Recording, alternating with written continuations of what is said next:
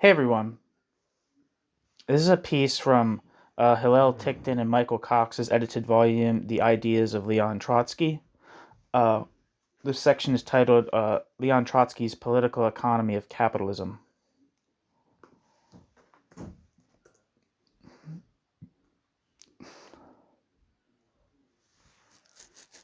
So here we go.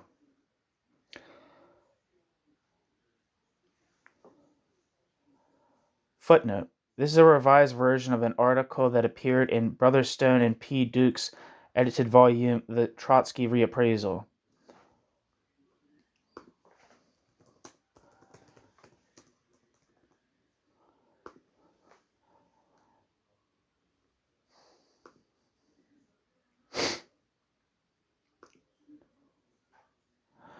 The description for the Trotsky reappraisal says, in 1988, the director of state archives in Moscow, Yuri Afanasyev, declared that in the vital process of re-examining Soviet history, Trotsky is, quote, the biggest blank spot, end quote. Leon Trotsky is certainly one of the most important, talented, and enigmatic figures in 20th century world history. In the Trotsky reappraisal, an exciting mix of Soviet scholars and Western academics offer a pioneering reassessment of Trotsky's personality, his role in the revolution and ensuing civil war, and his opposition to Stalinism. Soviet historians have been released from decades of what one Russian has called, quote, ignorant certainty, end quote, and are now seeking to re-examine many key questions, including the process by which Stalin eliminated opposition and consolidated his power. Such investigations lead in many directions, but most include the exploration of the intellectual richness of Marxism, long concealed by Stalinist dogma. In this context, too, the reappraisal of Trotsky is overdue. End footnote. Introduction. This chapter discusses Trotsky's political economy of capitalism. This chapter argues that the two key categories that Trotsky uses are the concepts of the curve of capitalist development and the transitional epoch.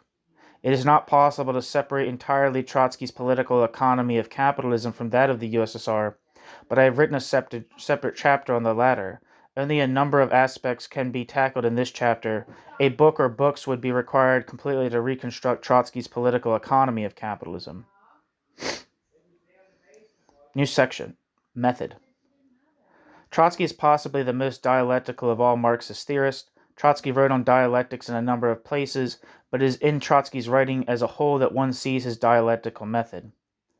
Footnote. See Trotsky's article, Philosophical Tendencies of Bureaucratism, in The Challenge of the Left Opposition, 1928 to 1929, published in New York in 1981.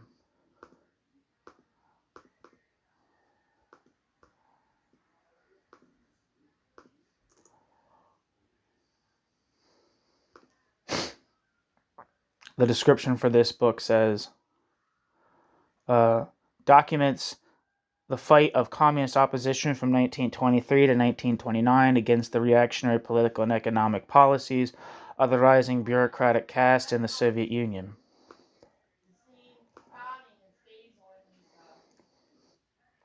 Back to the footnote. Trotsky's article, Dialectics and Immutability of the Syllogism, in Writings of Leon Trotsky, supplement 1934 to 40.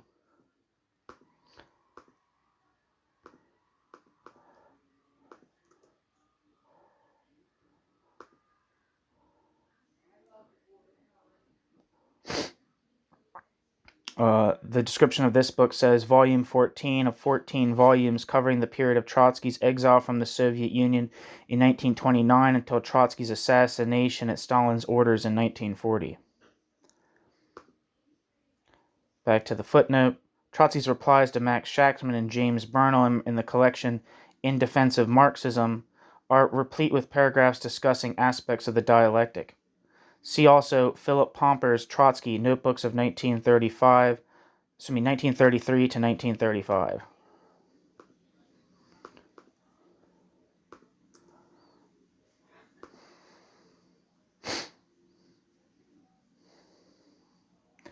The description of this book says, These two notebooks were discovered while Philip Pomper was doing research at Harvard's Russian Research Center for a book on Trotsky, Lenin, and Stalin after the Russian Revolution, and were published by Columbia University for the first time in 1986. They represent fascinating new insights into Trotsky's philosophy, politics, psychology, and psychology. This volume is a significant addition to an understanding of Trotsky's revolutionary career. They shed new light on Trotsky's relationship to Lenin and Bolshevism, Trotsky's criticism of dialectics and Darwinian evolutionism, and Trotsky's reflections on Freudian psychology as he ponders the relationship of the unconscious mind to the philosophical issues surrounding dialectics. The original Russian text of the notebooks, prepared and annotated by Fleshtinsky, is also presented here to make the material available to readers of Russian. End footnote.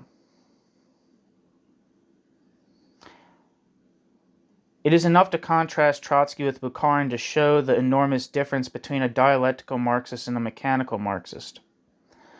Footnote. See Trotsky's article, Who is Leading the Comintern Today, in The Challenge of the Left Opposition, 1928-29. Trotsky interprets the comments on Bukharin in Lenin's Testament as effectively meaning that Bukharin was not a Marxist theoretician.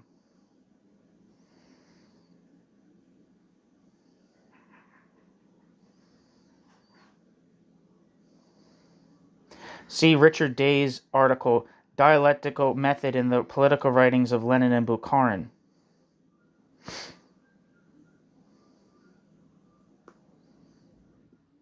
In the Canadian Journal of Political Science, Volume 9, Number 2, June 1976.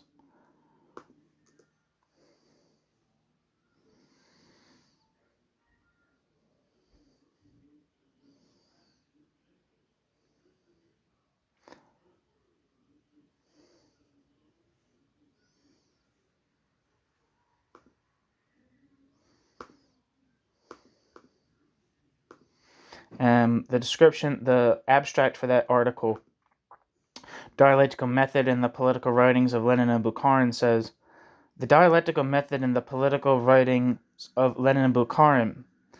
Western scholars and men of letters have treated Bukharin with respectful and sympathetic regard, partly because of his tragic role in Stalin's purges and partly because of a misunderstanding of his importance as a Marxist theoretician. In his political testament, Lenin had accused Bukharin of failing to understand the dialectical method. The present essay, which seeks to test the validity of this proposition by comparing Bukharin's methodology with that of Lenin, comes to the conclusion that Bukharin was not in fact a dialectician, but a liberal thinker, and therefore should be judged as such. End footnote. Back to the text. End footnote. Where am I? But this is really unfair to Trotsky, since Bukharin was actually an extreme example of a Marxist who failed to grasp the essence of Marxism. It is clearer when comparing Trotsky to Lenin. Lenin's political economy is directed to a purpose. Lenin shows the drive inherent in imperialism leading to war, and then argues that this is part of a declining capitalism. But the inherent movement in capitalism and its degeneration into finance capitalism are dialectical concepts. What, however, is lacking in Lenin is an attempt to see the contradictions within capitalism and the interpretation of those contradictions. Lenin's original work, The Development of Capitalism in Russia, argued convincingly, but in unilinear form, that the problem with capitalism is not one of markets. Lenin then seems to argue that it is a question of proportionality. Lenin sees contradiction as part of reality, but Lenin sees it as causing, quote, the decay and transformation, end quote, of capitalism, not as the essence of movement itself. He therefore could not interrelate profits, disproportionality, and markets. Lenin is right against the Narodniks, but wrong otherwise, since it is quite impossible that the absence of a market could lead to the underdevelopment of a country. While writers have argued that Lenin changed after reading Hegel, and indeed Lenin's work on imperialism is a testament to that fact. Lenin never went as far as Trotsky in incorporating dialectics into the basis of his thought.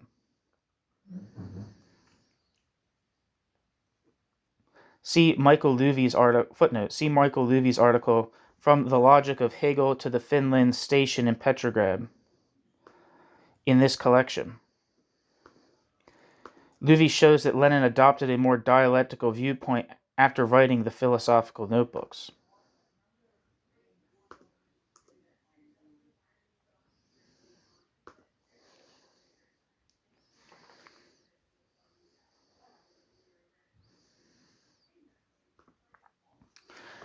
Louvie argues that this then permitted Lenin to agree with Trotsky's concept of permanent revolution.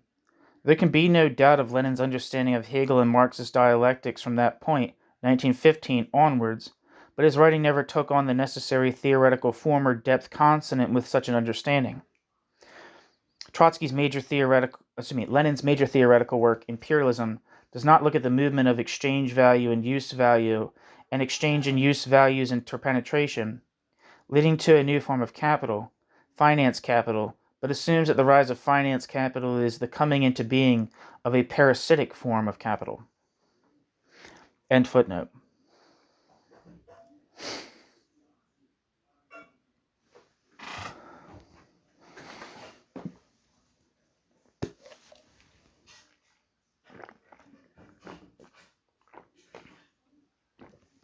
Whereas Trotsky looks for the forces at work, Lenin looks to a way in which those forces can be stopped. For Lenin, the dynamic appears to be a one-way street, whereas for Trotsky there is an ebb and flow. Trotsky's approach is shown best in Trotsky's History of the Russian Revolution, but inspires Trotsky's other work as well. In particular, Trotsky's concept of equilibrium does not only stand in sharp contrast with that of Bukharin, but is the only dialectical description of the term. Trotsky described the dialectic as follows, quote, Marx's method is dialectic because it regards both nature and society as they evolve, and evolution itself as the constant struggle of conflicting forces, end quote. Trotsky saw equilibrium as a temporary containment of conflicting forces.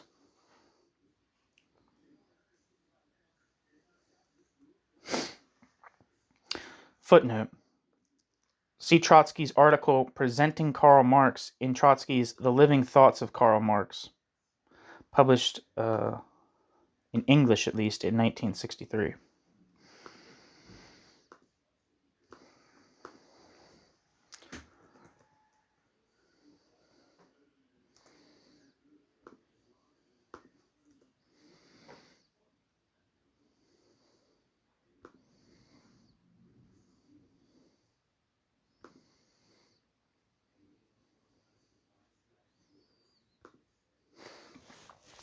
End footnote. Where am I? Trotsky's approach was organicist. Trotsky was explicit about this. Footnote, quote, just as the operation of the laws of physiology yields different results in a growing organism from those in a dying organism, so the economic laws of Marxist economy assert themselves differently in a developing and a disintegrating capitalism, end quote. Trotsky, end footnote. In other words, Trotsky saw society as comparable to a living organism with its own coming into being, maturity, and decline. Society has society's own laws, which are different not only between societies, but also in the embryonic, mature, and declining phases of the particular society. This is to be contrasted with the mechanical approach of Bukharin. The problem with Trotsky's work is not Trotsky's dialectic, but his own dialectical decline. Trotsky never produced a specific work on political economy prior to his exile in 1929, and when Trotsky had the time to do so, Trotsky could no longer do it. Trotsky's analysis remained at too general a level to be called a detailed political economy, but there was enough said to be able to construct one based on his approach. It is therefore of some merit to attempt to draw out the nature of Trotsky's political economy of capitalism by looking at Trotsky's published writings. New section, Capitalist Equilibrium and Revolution. The concept of an equilibrium of forces under capitalism played a crucial role in Trotsky's thought. Trotsky saw capitalism constantly attempting to assert an equilibrium, which is constantly breaking down. This is in direct contrast to Bukharin, who saw the equilibrium as a state of rest. For Trotsky, the term is not one of a balance of forces. It is not derived from the metaphor of the physicist's balance, with two substances being weighed against each other. Instead, his concept involves the view that there are contradictory self-moving forces opposing each other, which are part of the society. As long as they can interact and not overwhelm the other, they move into and out of equilibrium. Equilibrium from this point of view is a state which is constantly being reached and broken until one or other of the poles of the contradiction loses its power and fails. How does this process occur? Trotsky saw a revolution occurring either on an upturn, when the workers acquire confidence after previous defeats, or after a series of defeats and partial victories. Unlike other Marxists, Trotsky was specific about the conditions for working class consciousness. Capitalism would continue until capitalism is overthrown. In 1923, Trotsky produced a statement which is remarkable for its prescience. Quote, "If we are told, quote, and where are the guarantees, that capitalism will not restore its equilibrium through cyclical oscillations, end quote, then I would say in reply, quote, there are no guarantees and there can be no guarantees, end quote. If we cancel out the revolutionary nature of the working class, and the working class's struggle, and the work of the Communist Party, and of the trade unions, and take instead the objective mechanics of capitalism, then we could say, quote, naturally, failing the intervention of the working class, failing its struggle, its resistance, its self-defense, and its offensives, failing all this, capitalism will restore its own equilibrium, not the old but a new equilibrium. It will establish the domination of the old Anglo-American world, in which the entire economy will pass into the hands of these countries, and there will be a temporary alliance between the United States and Great Britain, but presently, this equilibrium will once again be disrupted," end quote. End quote. Trotsky. Footnote. Leon Trotsky's article, Report on the Fifth Anniversary of the October Revolution and the Fourth World Congress of the Communist International, published in the first 5 years of the Communist International, Volume 2. End footnote. New section. Trotsky's view of capitalism in the Third Congress of the Communist International. Trotsky's best discussion of political economy was in Trotsky's speech to the Third Congress of the Comintern. In that speech, Trotsky described the way in which the bourgeoisie had recovered and had stabilized capitalism. From his understanding of contemporary capitalism, Trotsky was led to put forward the theory of capitalist development, which was later taken up by Kondratiev in the form of a long-term cycle. It is, however, quite clear that Trotsky was proposing it because it was part of Trotsky's understanding of capitalist stabilization at that time. At the center of Trotsky's analysis is the category of accumulation, which is determined in large part by the political perception of the bourgeoisie. In other words, the capitalist class will not invest in productive capital unless the capitalist class is guaranteed control over the working class. It is the job of the capitalist state to ensure this result. It requires some form of disciplining, such as wars and counter-revolution. Accumulation then appears as a result of both subjective and objective events. Trotsky has been the only Marxist theorist to insist on the introduction of the subjective factor into political economy. Trotsky stood in stark contrast to theorists like Paul Maddock and Henrik Grossman, who in their own ways tended to objectivize economic laws and consider that capitalism would come to a natural end. Trotsky did not dwell theoretically upon this point. Trotsky simply used it. Trotsky was not counterposing his own Marxism to that of Marx, but simply using Marxism in Trotsky's own way. When Roman Rozdalsky quoted Marx to the effect that capital constitutes its own barrier, Trotsky would not dissent. Indeed, Trotsky's later work made that abundantly clear. Footnote. See Trotsky, The Living Thoughts of Karl Marx. End footnote. Trotsky added a new dimension to political economy by arguing that the movement of capital had to be seen as part of the class struggle and not just as an unconscious movement of rates of profit. On the other hand, Trotsky did not proceed to the point where all movements of capital were to be seen as a conspiratorial form, as some modern-day theorists have seen it. Footnote.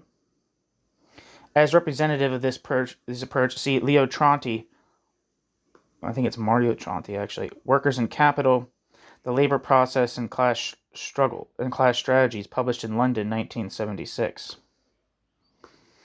Maybe this is a different Tronti.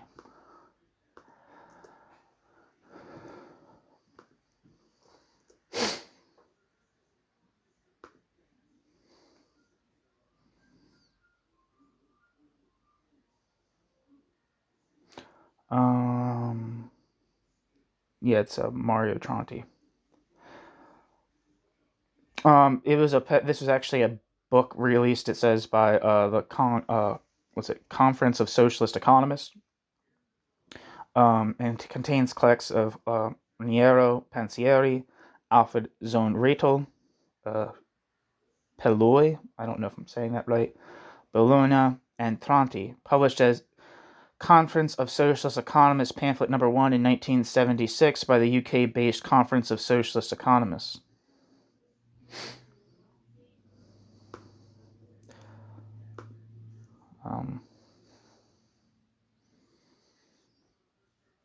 Back to the footnote.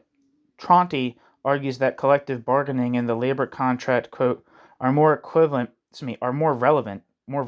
in this respect than the birth of finance capital, the various, quote, stages of imperialism, the so-called, quote, ages of monopolies. Here we have the labor history of capital, which is capital's actual history, and in front of which everything else is ideological legend, a dream of visionaries, the unconscious ability to mislead, or the wanted will to error on the part of the weak subaltern intellectuals, end quote. Tronti, contrast with Trotsky, could not be more complete. End footnote. In contrast to those theories, Trotsky was looking at the control over capital rather than the form of control over labor. Footnote. Both factors have their own validity. There is no evidence that Trotsky would have denied the forms of control over the labor process. This is investigated below. End footnote. Trotsky saw the form of capital itself and the struggle over its control as crucial. In other words, Trotsky adopted Hilferding's and later Lenin's formulation of finance capital as the modern form of capital. The class struggle took on forms which originated from the subjectivity of the capitalist class itself, but became incorporated in the categories themselves. He was also arguing that the bourgeoisie needs a clear vehicle for the bourgeoisie's investment. It will not invest when it expects to have negative profits through obstacles deriving directly or indirectly from working class opposition. At the same time, there was no discussion in Trotsky's writings on the nature of capital accumulation itself. Trotsky did not discuss the falling rate of profit, and although Trotsky did refer to the disproportionalities developing in capitalism and the problem of the market or underconsumption, Trotsky never produced an explanation of crisis. Trotsky's discussion was more one of a general political economy, which was focused on the antagonism between countries and between labor and capital.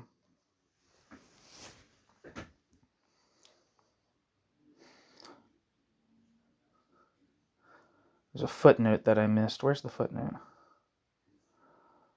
Oh, this is after the This footnote comes after the sentence. In other words, Trotsky adopted Hilferding's and later Lenin's formulation of finance capital as the modern-day form of capital. Footnote. Capital was seen as finance capital, with all the consequences which follow. Quote, if the complete subjection of the state power to the power of finance capital had led mankind into the imperialist slaughter, then through this slaughter, finance capital has succeeded in militarizing not only the state, but also finance capital's self, end quote. Trotsky, Manifesto of the Communist International to the Workers of the World, published in First 5 Years of the Communist International, Volume 1. In fact, Trotsky had already used the conception of finance capital in the book 1905, which was written originally in 1908 to 1909 and reconstructed in 1922. Quote, "The new Russia acquired its absolutely specific character because it received its capitalist baptism in the latter half of the 19th century from European capital, which by then had reached its most concentrated and abstract form, that of finance capital." End quote. Trotsky, 1905. End footnote.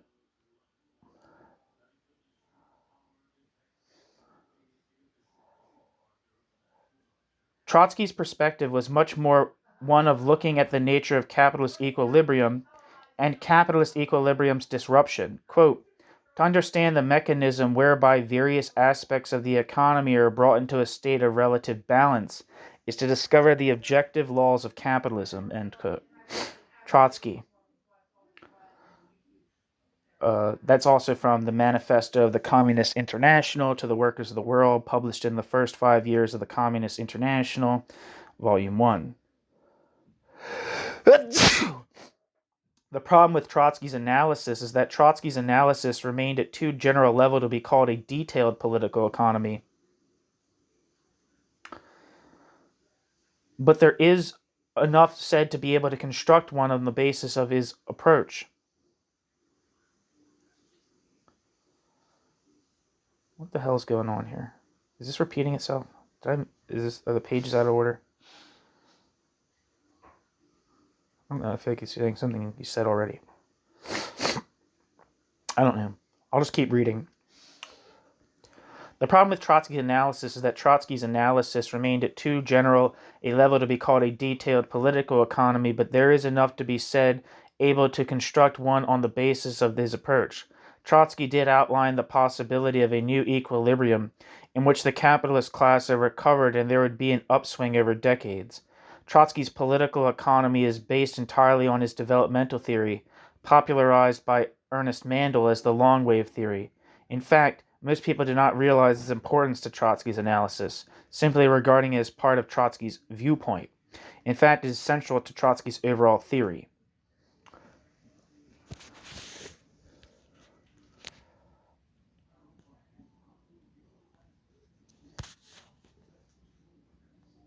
One second.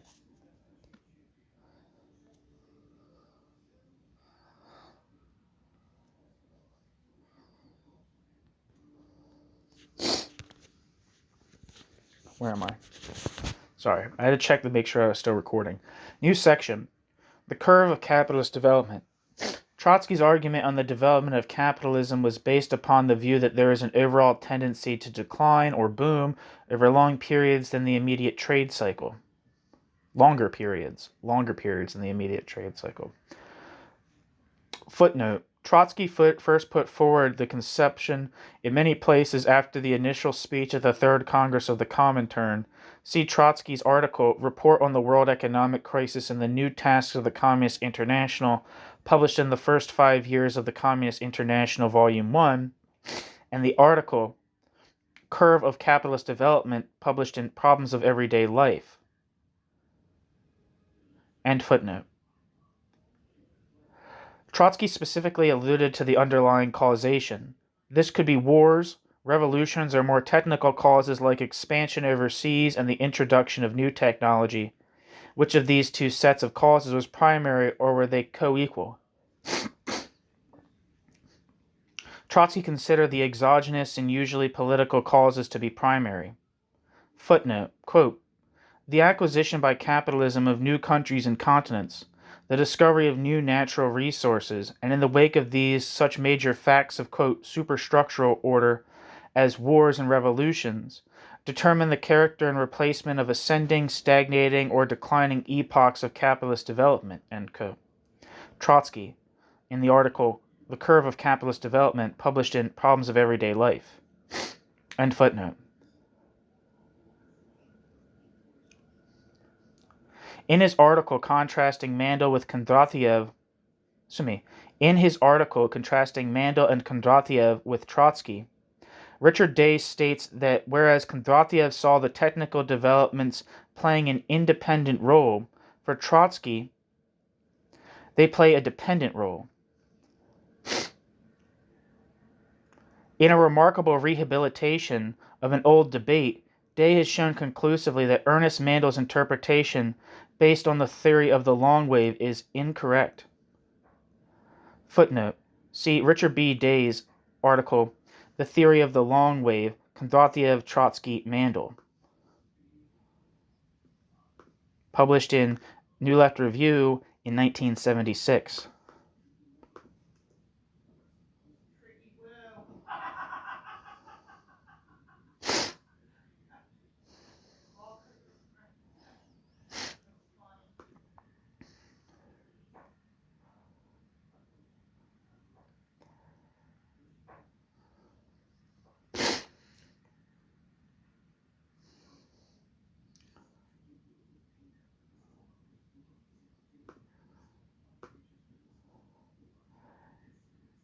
End footnote. Sorry, I was saying if there's anything that, abstract for that article by Richard B. Day. End footnote. Kondratiev argued that there were long cycles which were ultimately based upon a relation between savings and technology. Mandel, however, tries to combine the technical argument with one of, quote, exogenous shocks. He asserts that there were three technological revolutions, firstly steam, then electricity, and finally the electronic nuclear age. Footnote. See Ernest Mandel's The Long Waves of Capitalist Development, published with Cambridge in 1980.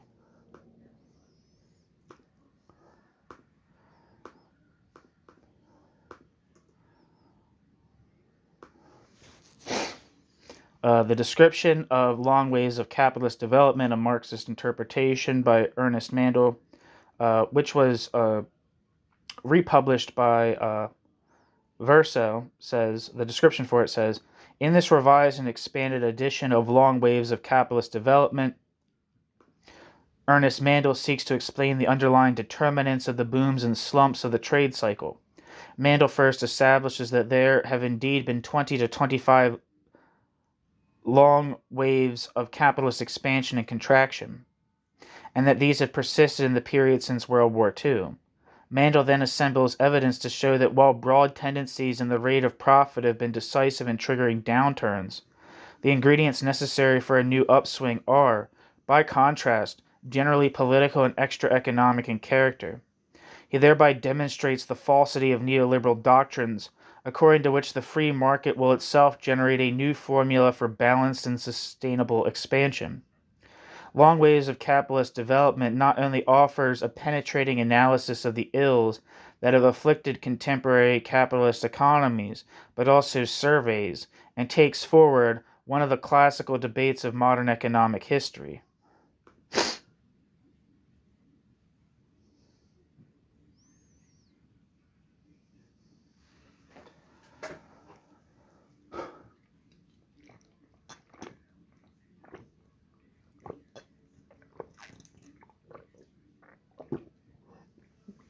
Back to the text.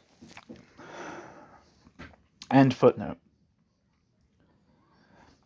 This would mean that there were indeed long waves of development, whatever the initial driving force. Trotsky does not assert more than that there had been upturns and downturns, and Trotsky associates them very clearly with political events. The conclusive argument is probably the length of time of Trotsky's illustrative curve. Trotsky's x-axis has 90 years without providing an upturn. This implied that only one curve had really ever existed. Alternatively, one might argue that there could be more if one projected capitalist development from before Napoleon and took the post-Second World War era as the beginning of a new period. In such a case, however, it would be more proper to use Trotsky's usual terminology of epochs. We can explicate the political economy as follows.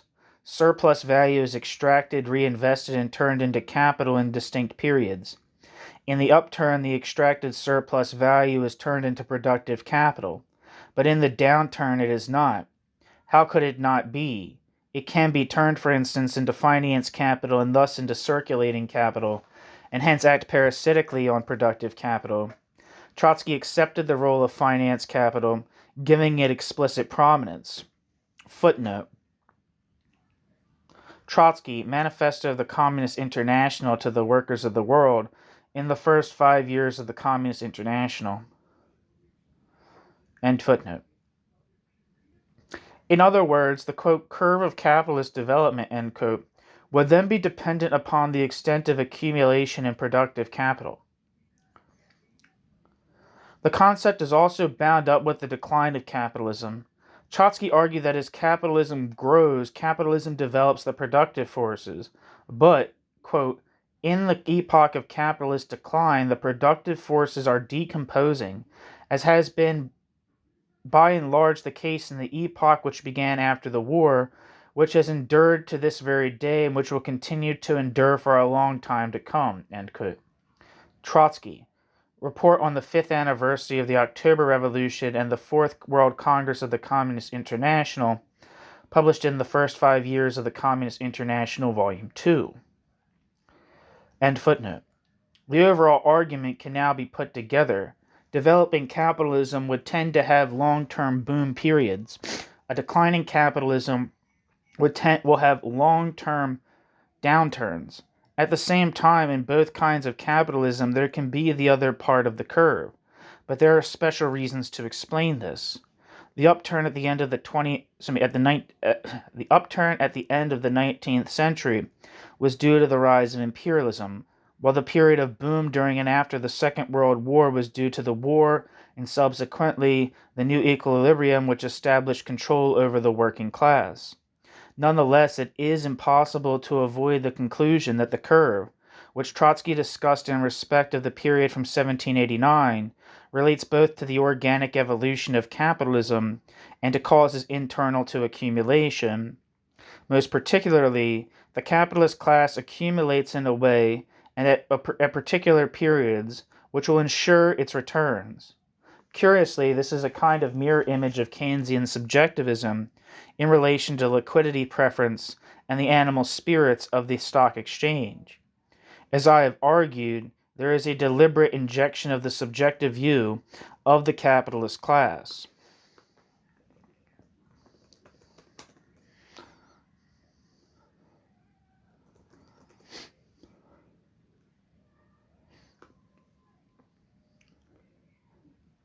According to Wikipedia, liquidity preference means the Wikipedia entry for liquidity preference says, in macroeconomic theory, liquidity preference is the demand for money considered as liquidity. The concept was first developed by John Maynard Keynes in his book The General Theory of Employment, Interest and Money, published in 1936, to explain determination of the interest rate by the supply and demand for money. The demand for money as an asset was theorized to depend on the interest foregone by not holding bonds. Here, the term, quote, bonds can be understood to also represent stocks and other less liquid assets in general, as well as government bonds.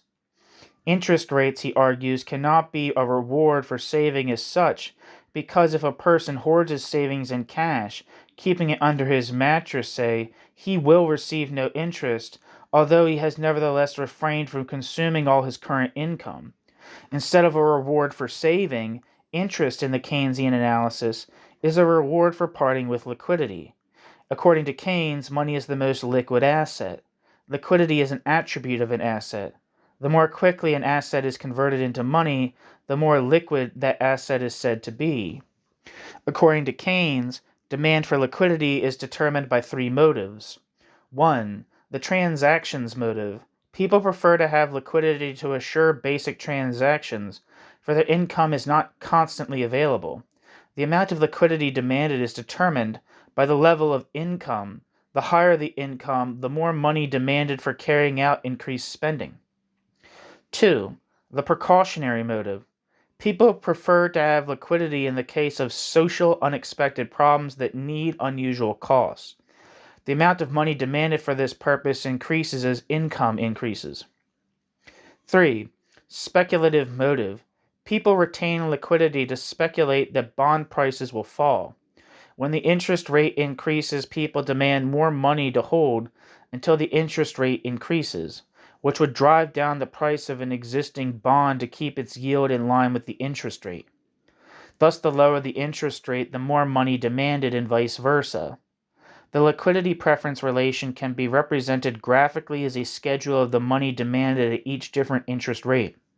The supply of money together with the liquidity preference curve in theory interact to determine the interest rate at which the quantity of money demanded equals the quantity of money supplied.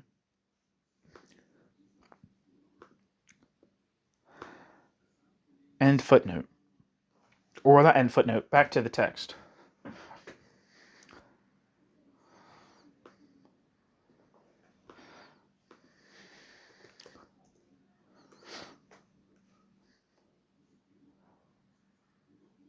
And actually, I'm going to look up animal spirits in Keynes real quick. Animal spirits is a term used by John Maynard Keynes in Keynes's 1936 book, The General Theory of Employment, Interest, and Money, to describe the instincts, proclivities, and emotions that seemingly influence human behavior, which can be measured in terms of consumer confidence. Back to the text. As I have argued, there is a deliberate injection of the subjective view of the capitalist class.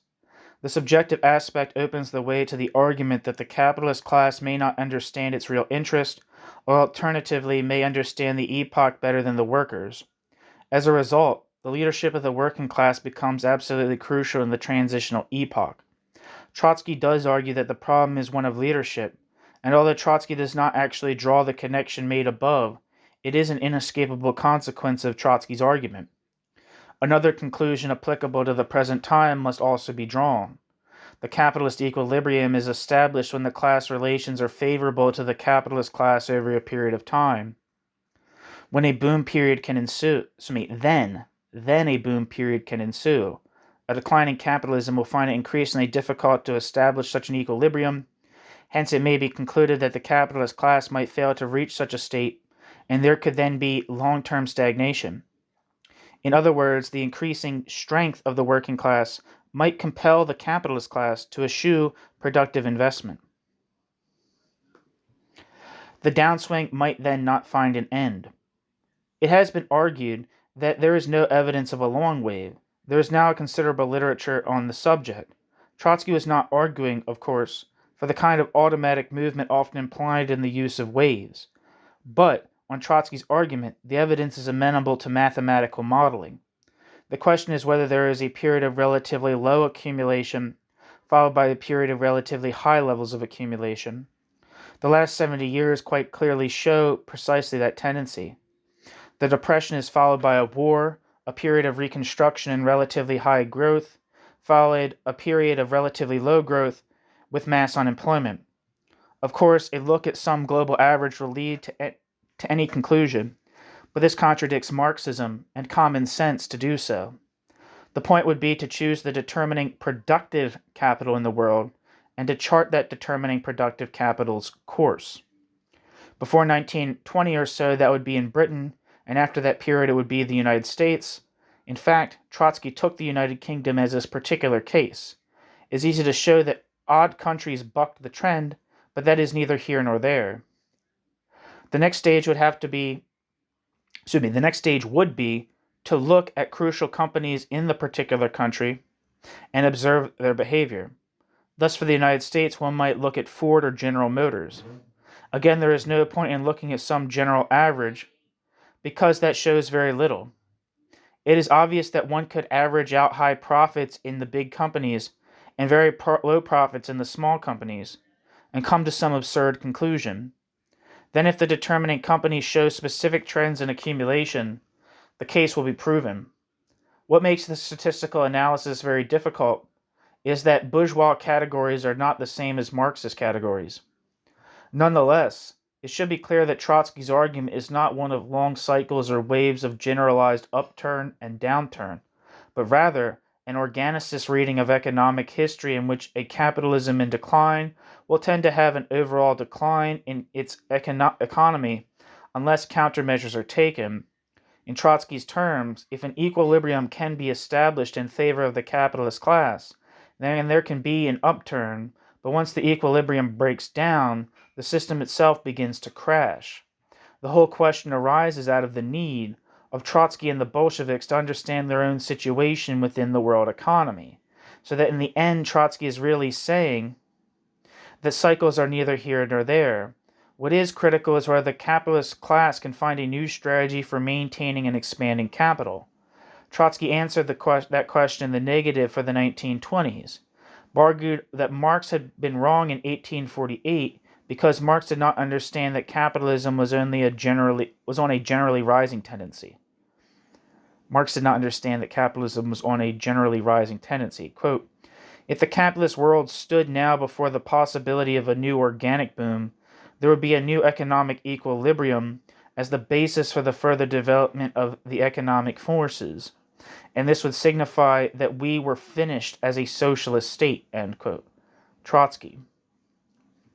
My interpretation seems to be closer to Trotsky's actual thinking of the time, but it's not surprising that Kondratiev and Mandel should have taken him up differently, because Trotsky does not explicate his own theory.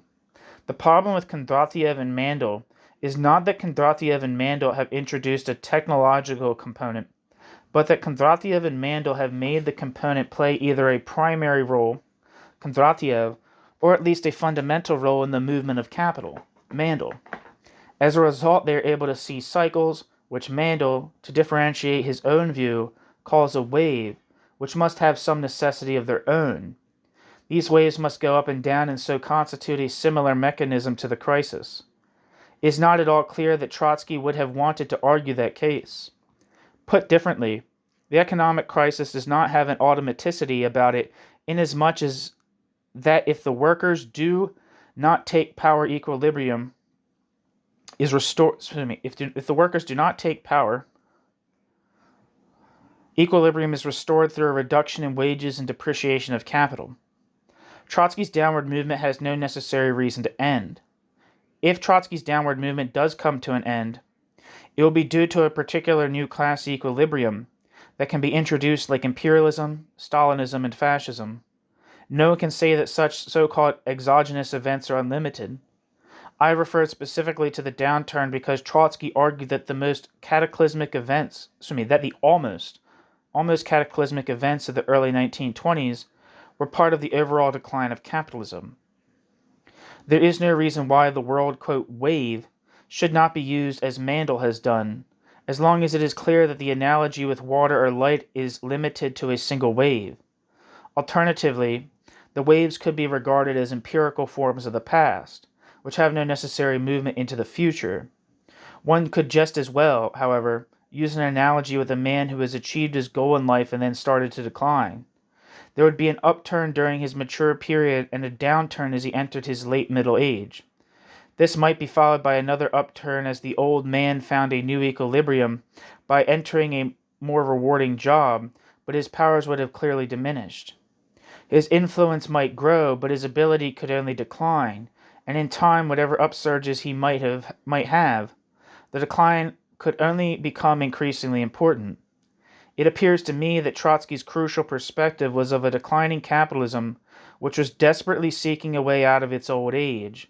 At certain periods, it was able to find a temporary alleviation through imperialism, fascism, war, Stalinism, and the Cold War, but the palliatives became ever more useless over time.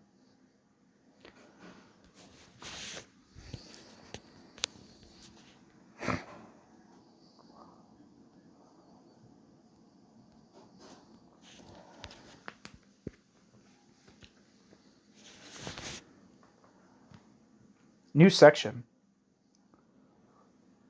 Trotsky and crisis. The logic of the curve theory seems to lead to the view that the regular crisis is a secondary phenomenon. On the other hand, the driving causes of both the curve and the crisis are the same. Trotsky took the view that markets and disproportionality play crucial roles in the economy. Footnote. See Trotsky's article, Report on the World Economic Crisis and the New Tasks of the Communist International, published in The First 5 Years of the Communist International, Volume 1. Trotsky looks there at the problem of consumption and the disproportions between sectors and countries. End footnote. Trotsky argued that fixed capital is critical in crises, but that as Marx had written only hints on the subject, Hilferding had pieced it together. Preobrazhensky, Lenin, and Trotsky say little about the falling rate of profit. Trotsky, however, is insistent that crises are in the nature of capitalism and that a depression is necessarily followed by a boom until the working class itself takes power. This leads to the conclusion that Trotsky saw capitalism as a system whose contradictions necessarily led it into crises, but those crises would tend to get worse in periods of decline and be less important in periods of boom. The key concept remains one of the crisis, but the evolution of capitalism determines its depth and importance. Trotsky insisted on the evolutionary aspects of capitalism, and the logic of Trotsky's position leads to the argument that crises can only grow deeper under capitalism, but not in a unilinear way. New section: Capitalism in the Introduction to Capital. Marx's Capital. Perhaps the most extensive exposition of Trotsky's views is set forth in Trotsky's introduction to the Fawcett edition of an abridged edition of Capital,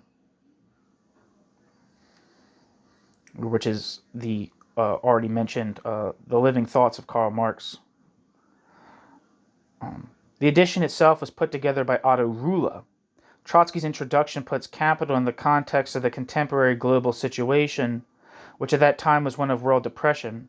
Trotsky's own outline of Marxist political economy comes across as rigid and mechanical, which is in sharp contrast with his own dialectical work of the 1920s. Trotsky supported the view that capitalism would collapse, and was indeed already collapsing. Trotsky also was of the opinion that there was a theory of increasing misery which was validated by the empirical situation of the time. Even if these views were correct, they need to be argued out and theorized, and not simply buttressed by empirical evidence. The contrast between this dogmatic attitude to Marxist political economy and Trotsky's own earlier views makes it impossible to synthesize Trotsky's later work with his earlier speeches. The common thread lies in their support for the opposition to exchange value and following from that abstract labor. Trotsky was insistent that socialism is not merely possible, but is indeed inevitable. If there is a necessary development of human history and the world is to not be destroyed, then Trotsky is right. Trotsky elided, however, the whole question of working class defeat, and what would happen if the working class was defeated over a very long period of time. It looks very much as if Trotsky did not want to admit that the October Revolution had been defeated, even if Trotsky argued that there had been a counter-revolution. If the revolution had been defeated, then there would be not just a transitional epoch, but a whole epoch of defeat, which would determine the nature of that transitional epoch. That would then mean that it was necessary to retrench and hold out for as long as the epoch of defeat itself lasted. It would mean that the left was obliged to devise ways of organizing a strategic retreat. The left at that time was small. There were many disparate groups and many isolated left-wing anti-Stalinist intellectuals.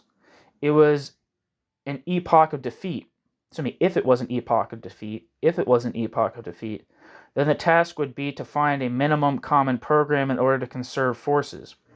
On the other hand, if it was a temporary defeat that would be reversed within a few years, as Trotsky clearly believed, then the task became one of founding a pure socialist organization in order to lead the coming working class upsurge. The cataclysmic view therefore buttressed Trotsky's perception of the political tasks of the time. We can ask whether Trotsky's statements make more sense if we understand the assumptions outlined above. Clearly they do. The terminal crisis of capitalism would necessarily involve a disintegrating society, as Trotsky saw it, with a standard of living which would drop, if for no other reason than that the capitalist class would itself cease to accumulate if it could see no future for itself. Trotsky was wrong in his assessment of Stalinism, and thus also in the nature of the epoch.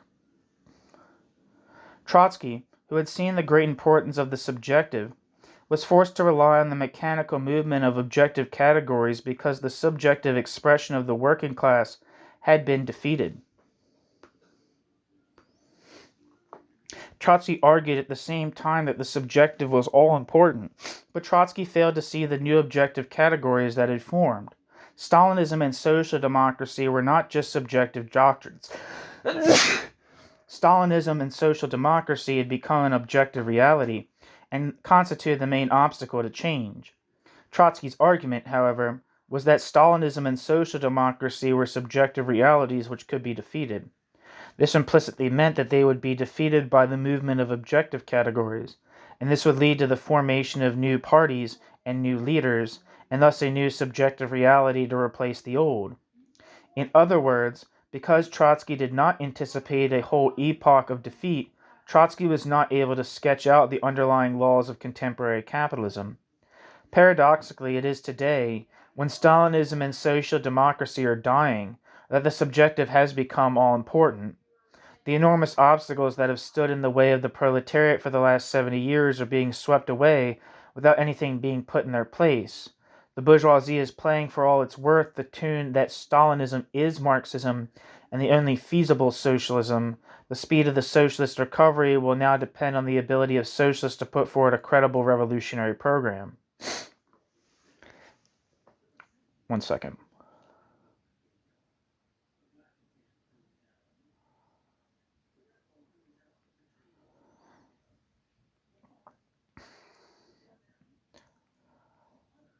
New section, Imperialism.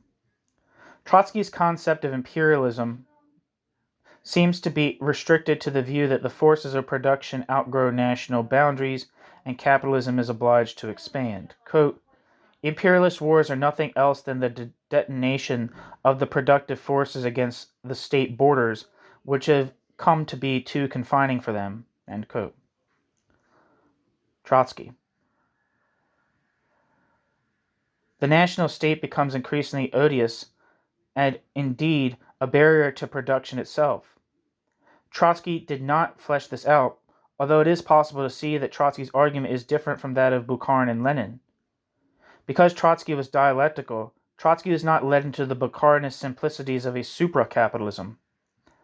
Trotsky argued that two forces are at work, the national and the international. The necessity of the development of capital drives it to go beyond national boundaries. But not all industry does.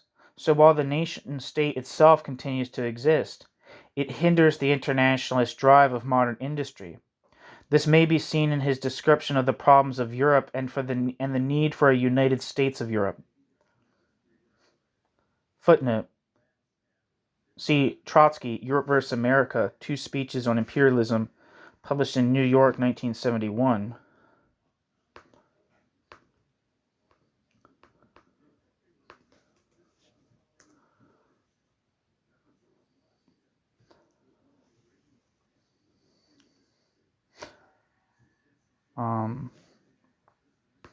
The description of this book on pathfinderpress.com says, writing in the mid-1920s, Bolshevik leader Leon Trotsky explains the emergence of the United States as imperialism's dominant economic and financial power following World War I. Trotsky describes the sharpening conflicts between Washington and Washington's European rivals and highlights the revolutionary openings for the working class that would be played out in the decades to come. Back to the text. End footnote. Trotsky argued that while the forces of production demand an international base, the forces of production are not able to obtain that international base. Hence, there's a conflict between nation-states to establish the new international order. Footnote, quote, the program of so-called autarky has nothing to do with going back to self-sufficient circumscribed economy. It only means that the national base is being made ready for a new war, end quote. Trotsky, in The Living Thoughts of Karl Marx. End footnote. Trotsky's description of the mechanism of imperialism is closely linked to Trotsky's theory of combined and uneven development. Trotsky argues that capitalism is developed unevenly, and hence the more developed countries are quickly able to exploit the less developed countries. The process starts at the origins of capitalism itself. Trotsky's view is therefore close to that of Luxemburg in seeing imperialism and capitalism as one entity, and therefore differed from Lenin, who saw imperialism as a particular stage of capitalism. On the other hand, Trotsky adopted both the concepts of monopoly and finance capital from Hilferding and Lenin, but Trotsky did not apply it to the theory of imperialism. Trotsky considered imperialism as consisting of the exploitation of the exploitation of one country by another. It is the exaction of tribute, which is used by the metropolitan country to build up the metropolitan country's productive forces at the expense, therefore, of the colonial world.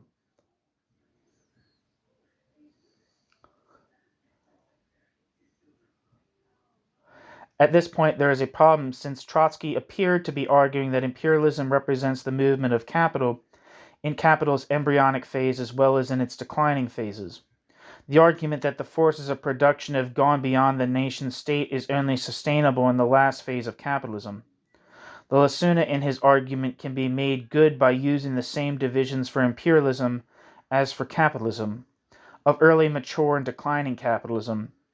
Therefore, a declining imperialism is one in which expansion beyond the borders of the nation-state is necessitated by the forces of production having outgrown their national boundaries, whereas a rising imperialism goes beyond its national borders because the uneven development of national economies has permitted a more dynamic capital to exploit other less developed economies on a national basis. In the first instance, the nation-state is in a process of disintegration, whereas in the second it is in the process of formation. Indeed, we find Trotsky using another definition of imperialism which fits this description. In 1939, he defined imperialism as the expansionist policy of finance capital. Footnote.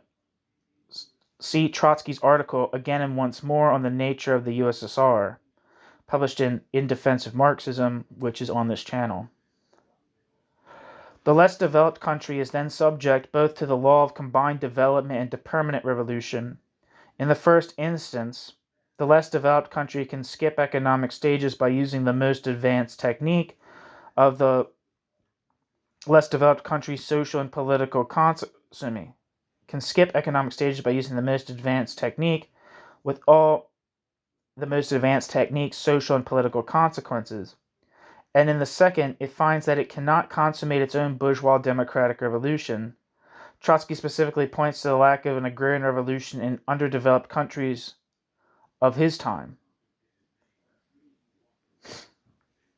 There has been a considerable debate around the continued applicability of permanent revolution because of the anti-colonial revolutions and the relative success of the so-called national liberation movements. While there can be no doubt that local elites have taken power in the underdeveloped world, it is difficult to argue that there are any such countries which have stable and genuine bourgeois democracies. Both the political and economic components appear to be lacking. Agrarian reform, where agrarian reform has taken place, has been limited or punitive. It is hard to find a genuinely democratic process in the Third World which has lasted for more than a short period of time. The Stalinoid states such as Nicaragua, Ethiopia, Cuba, Angola, etc. have certainly not ushered in any form of democracy. Their agrarian reforms have had their own deformations. In any case, of course, Trotsky was arguing that the local bourgeoisie could not consummate the bourgeois democratic revolution, not that Stalinoid elites would not have their own specific programs. However, even in the latter instance, a strong case could be made that Trotsky was right, as the concept of permanent revolution could still be made. I'm going to repeat something because I got spaced out for a second. In any case, of course, Trotsky was arguing that the local bourgeoisie could not consummate the bourgeois democratic revolution, not that Stalinoid elites would not have their own specific programs. However, even in the latter instance, a strong case could still be made that Trotsky was right, as the concept of permanent revolution also argues that the revolution can only be permanent if the revolution is part of a revolutionized world division of labor. The whole argument, however, is subsumed into the general nature of the transitional epoch. It is in this period that attempts to consummate the bourgeois democratic revolution are linked to the failed proletarian revolution and thus to Stalinism.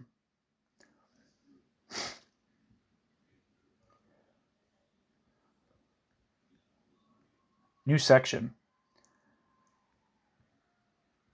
The transitional epoch. The concept of the transitional epoch is Trotsky's own. I discussed the concept in relation to the USSR in another chapter. Trotsky argued that social democracy had saved capitalism and a whole transitional epoch had evolved. This was a transitional epoch between capitalism and socialism. Previous to arguing this, Trotsky took the view that, quote, the epoch beginning with World War I and our revolution is the epoch of the socialist revolution, end quote. Trotsky. Footnote, see Trotsky's Platform of the Opposition in Challenge of the Left Opposition, 1926 to 1927.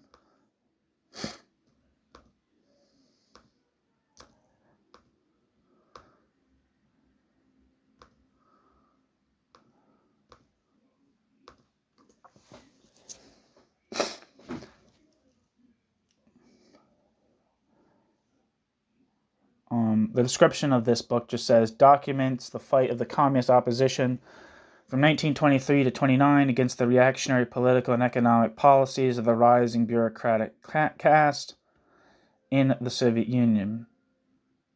But this book is particularly about 26 to 27. End footnote. Back to the text. End footnote.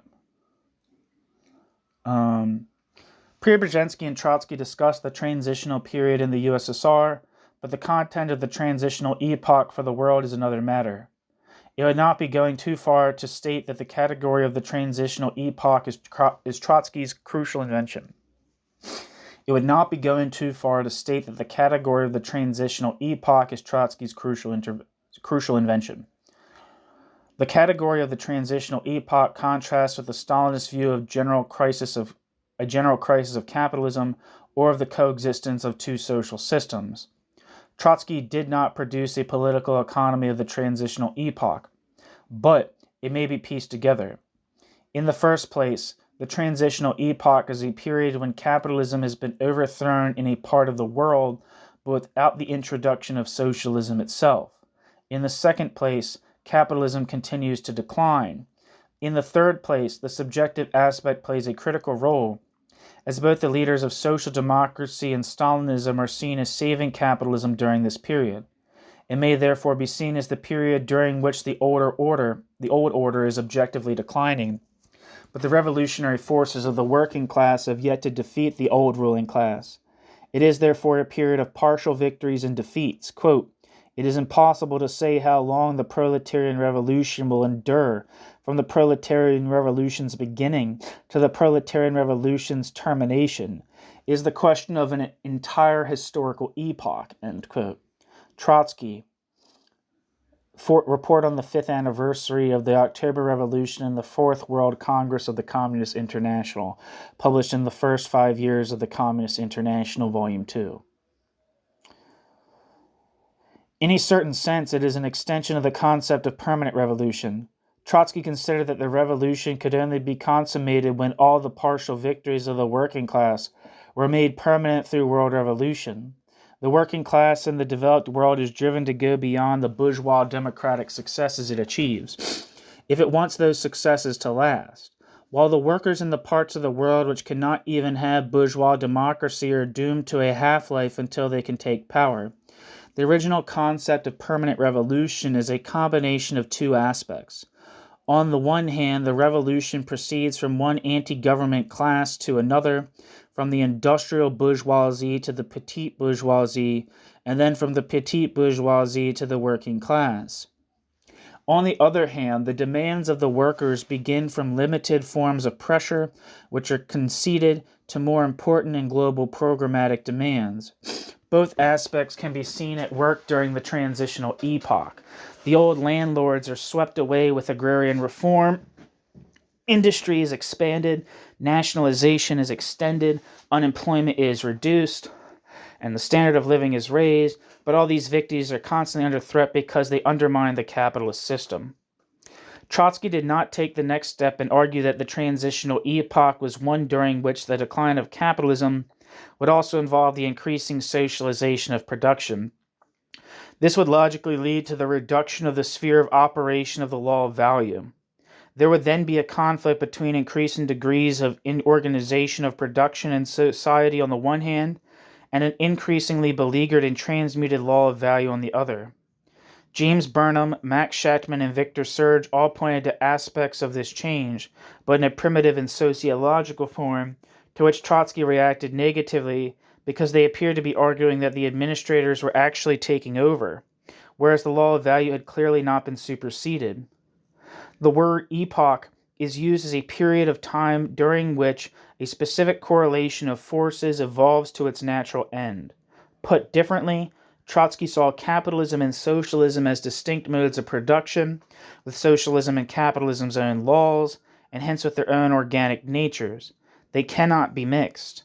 The evolution from one to the other involves the complete elimination of the form of the old mode of production, exchange value, and its replacement by the new form, planning.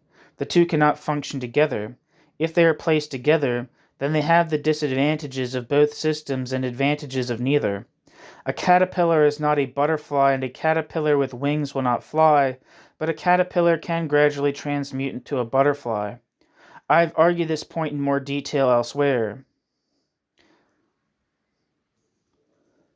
which is the article Trotsky's Political Economic Analysis of the USSR, which is in this book, of course, and is already on the channel. This leads to the theory of the transition period. The evolution of the forces of the working class to the point of victory ushers in the transition period as opposed to the transitional epoch. New section. Political economy of the transition period. Quote, if Messrs. Capitalists hope that capitalism will be reborn again in our country, they will be disappointed.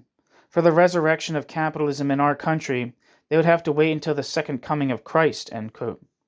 Trotsky, Speech in Honor of the Communist International, published in The First 5 Years of the Communist International, Volume 2. Thus spoke Trotsky in 1922. The transitional period to socialism involves the gradual elimination of the market under the direction of the working class. Trotsky thought that the process was irreversible. That may now be questioned, although the jury is still out on the question. The crucial questions were discussed over time during the period of the new economic policy and later. These are the reconcilability of plan and market, the inherent drives involved in the process, and whether the process is indeed reversible. However, the political economy of the transition period is a different question to the question of the political economy of capitalism, and I have discussed this question elsewhere. The only point to be drawn out is the reinforcement of the previous discussion on Trotsky's organicism. Trotsky saw the market as part of capitalism, even if it had to be used for a temporary period, standing in total conflict with planning and democracy. Although Preobrazhensky spelled out some of the problems, Trotsky did not do so. Nonetheless, there is no mistaking Trotsky's approach. Two systems have their own quite different drives, and the idea of mixing the systems is ludicrous, like putting together cheese and curtains. New section, Fascism. Trotsky's concept of fascism is well known. Trotsky's political understanding of fascism remains unsurpassed. Whereas the Stalinists insisted on regarding fascism simply as the rule of monopoly capital by force, after they had moved towards the Popular Front, Trotsky stressed the importance of the petite bourgeoisie and the ability of the fascists to mobilize the petite bourgeoisie. On this basis, there was no petite bourgeoisie. On this basis, where there was no petite bourgeoisie, there would be no fascism. For Trotsky, fascism was a specific phenomenon, whereas for the Stalinists, it was a natural outcome of capitalism. Had the Communist Party of Germany heeded Trotsky and joined with the Social Democratic Party to halt Hitler, it is very probable that Hitler would not have come to power. In addition, many of Hitler's inventions, from the one-party state to the role of the Führer, had already been introduced by Stalin, and hence appeared as natural socialism when the National Socialists introduced them. The two features which the Stalinists refused to introduce into the discussion, Stalinism itself and the role of the petite bourgeoisie, appeared as critical for the understanding of fascism. Trotsky used the concept of totalitarian to apply to both states. Obviously, the Stalinist conception of fascism could not use such a term. The point of comparing the point of comparing the Stalinist conception with that of Trotsky is to illustrate the specificity and the power of Trotsky's view. Furthermore, the Stalinist view of fascism has remained extremely influential down to the present day. It is not usual in discussions of fascism to find reference either to the two components discussed above, except in a cursory way. Either fascism is seen as the rule of such monopolists as Flick, Krupp, and the IG Farben cartel, or it is seen as an unfortunate seizure of power by a populist grouping. When one turns to the specific economic attitude that Trotsky takes to fascism, the picture is less clear. Trotsky saw fascism as a political formation which emerges and takes power in a period of declining capitalism.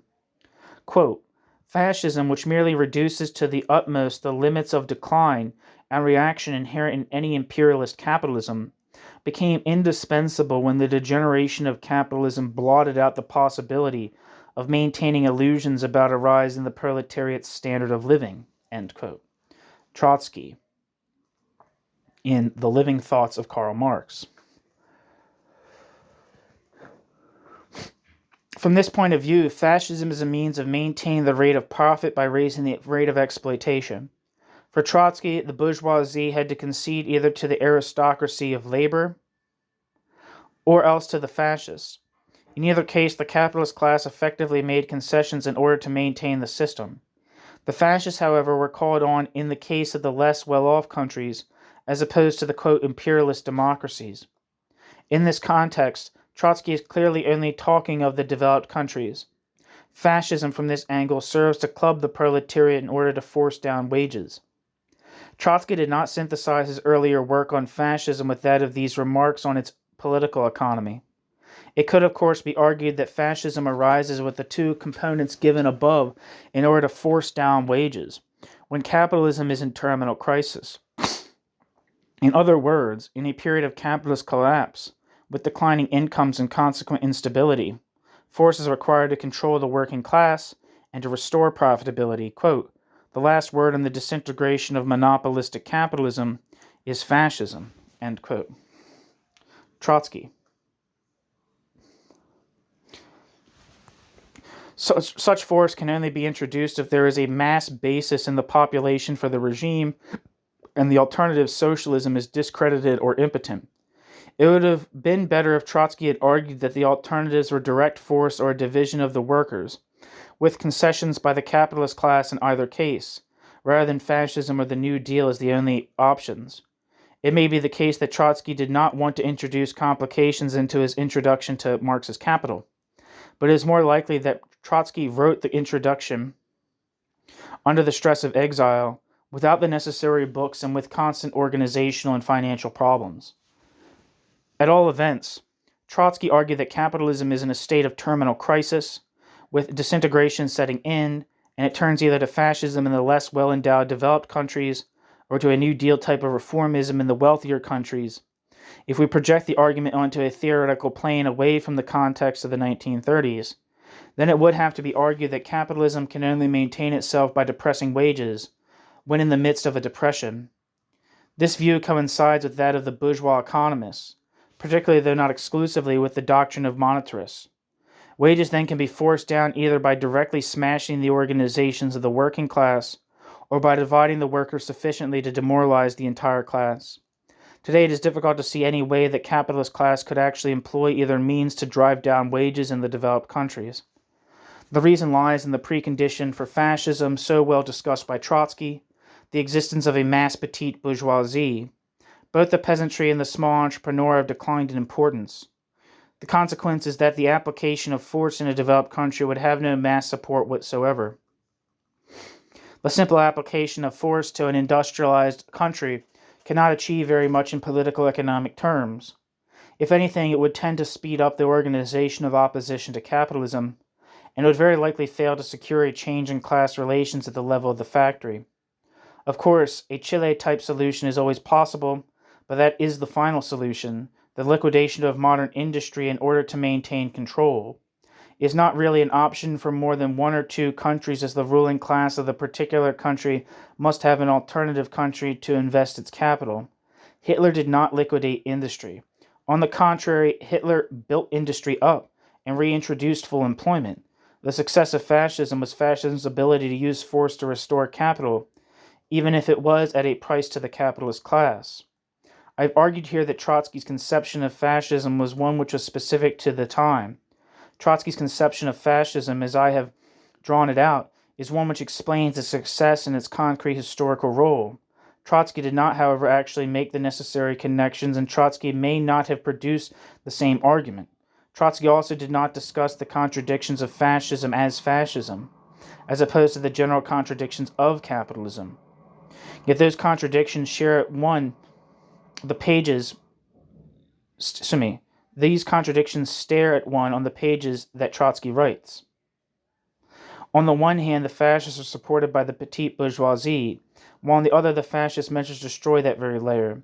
The fascist drive raises the rate of profit and develops industry, but that leads to an increasingly powerful working class, which demands a better deal.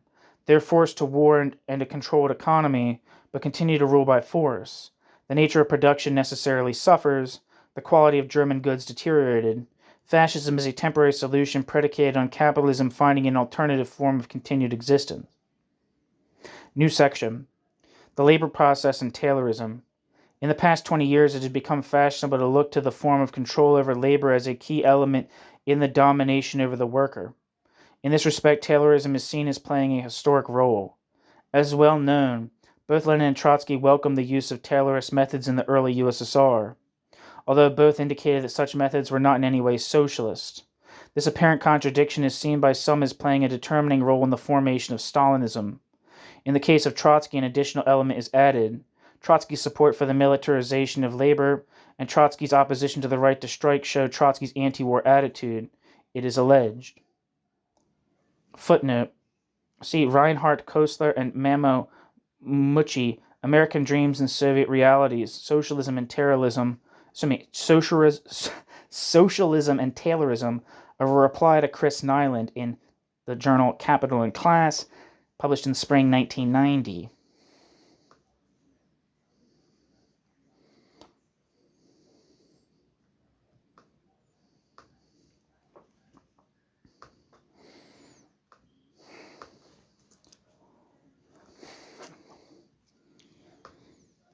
Let's see if there's an abstract for this.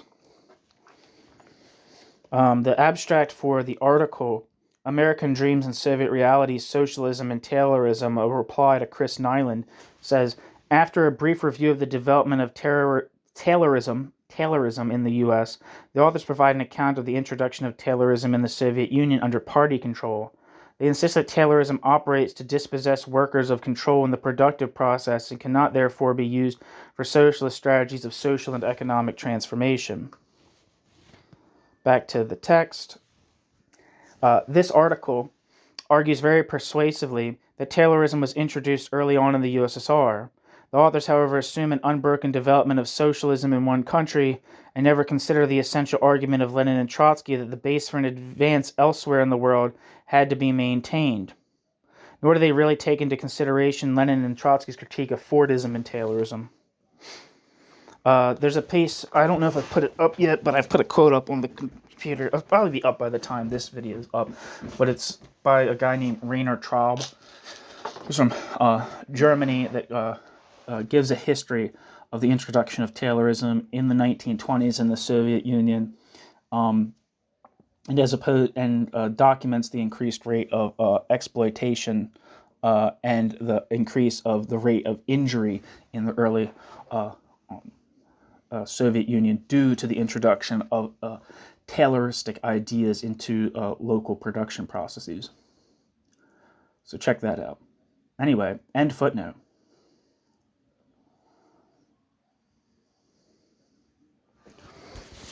Let me see. Is my phone about to die? No, I still got time. These arguments are useful only as a background to a discussion of Trotsky's views of labor. Lenin and Trotsky both oppose Bogdanov and workerism. Footnote. See Trotsky's article, Leninism and Workers' Clubs in Problems of Everyday Life.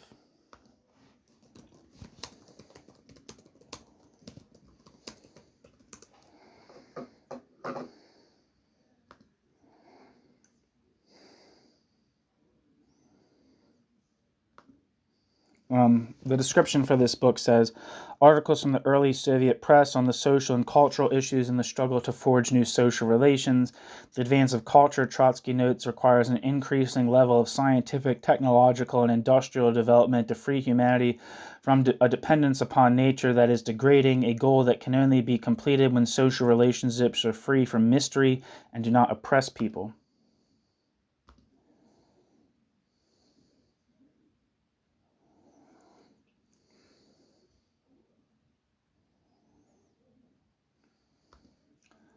Back to the text and footnote. Where am I? Lenin had in 1902, in his What is to be Done, explicitly attacked workerism, and Lenin remained consistent in his opposition to workerism. Trotsky criticized Bogdanov for precisely this attitude.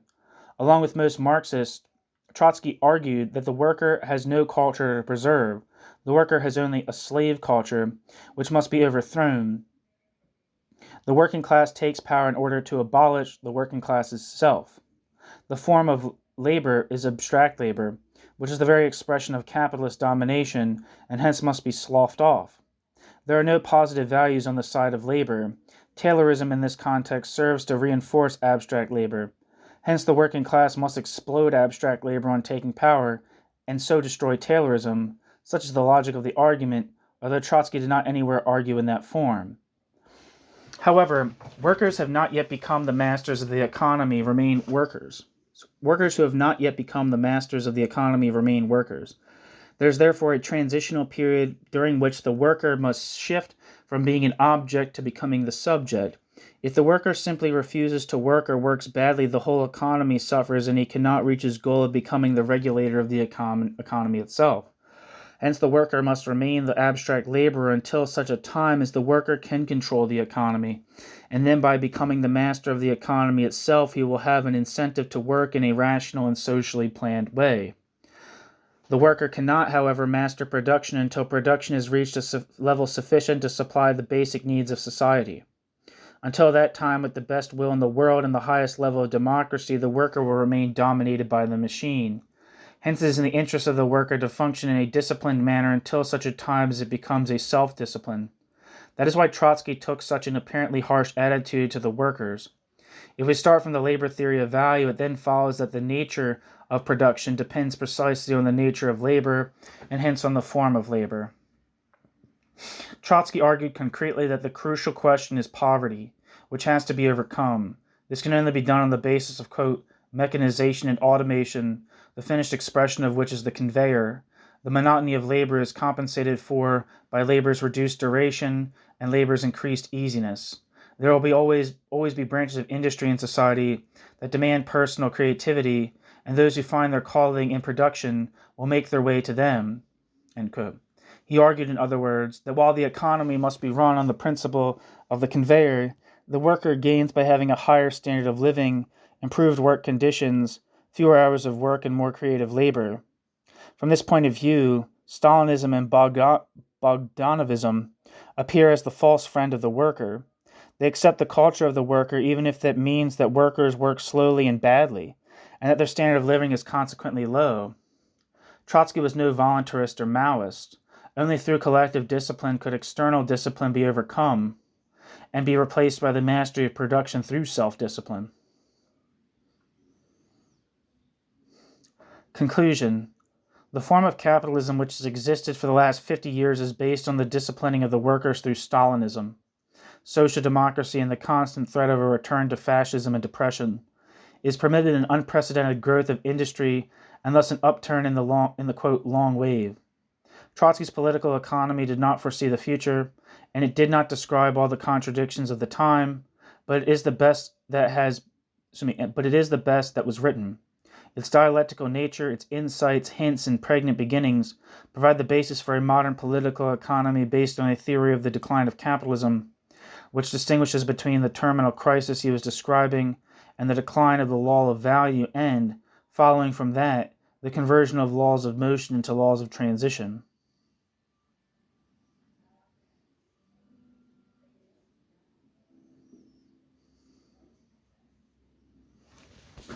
The end. Thank you so much for listening.